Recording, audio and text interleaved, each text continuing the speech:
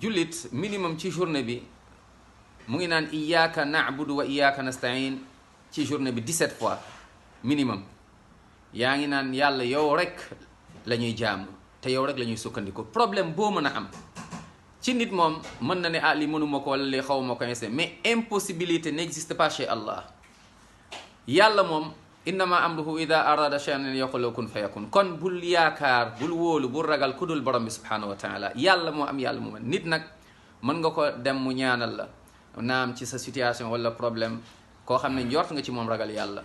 waaye listixaara yow yaa koy defaral sa bopp. ñu naan maa ngi dem diw listixaaral ma loolu amul ci lislaam. yonent bi sansam dafa jàngale jaabir mooy netta radiyallahu anhu arda neen yonent sam dafa doon jàngale istixaara ci mbir yi lépp comme ñu doon jàngalee saar ci alquran.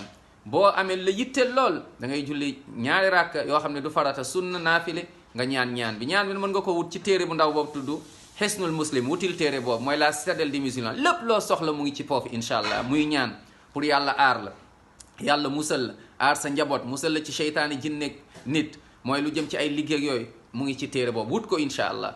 soxlootuloo mooy da ngay dem takk ay téere wala boog dem di ci ay mbir ñu naan laan na nga jël li béjjën bi na nga ko teg sa boutique sa magasin sa oto sa si déedéet yàlla rek. ndax ku dee ak bokkaale aljanna xaram na ci yow doo mës a dugg aljanna te ci safara ngay sax yàlla nañ ci yàlla musal. kon defaral listixaara sa bopp nga ñaan borom bi subhanahu wa taala.